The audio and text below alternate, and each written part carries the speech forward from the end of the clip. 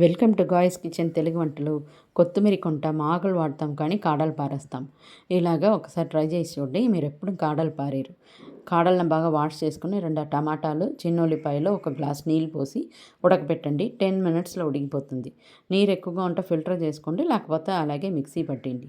నేను 2 బ్యాచ్గా వేసుకున్నాను. మళ్ళీ 1 అర గ్లాస్ నీళ్ళు పోసుకొని ఫిల్టర్ చేసుకున్నాను.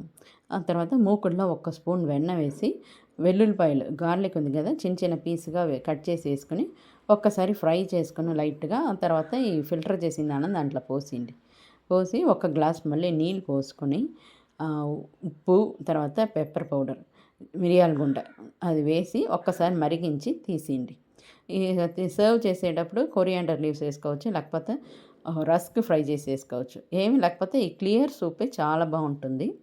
జ్వరం పడిన వాళ్ళకి నోటికి అంత బాగుంటుంది. ఇమ్యూనిటీ ఎక్కువ ఇందులో. ఆ తర్వాత వెయిట్ లాస్ చేసేవాళ్ళు ఈ సూప్ ట్రై చేయొచ్చు. ఈ కాడల్లో రిచ్ ఇన్ ఫైబర్, తర్వాత యాంటీ ఇన్ఫ్లమేటరీ ప్రాపర్టీస్ అన్నీ ఉందండి. ఒక్కసారి ట్రై చేసి చూసి ఎలా ఉందో చెప్పండి. Thank you.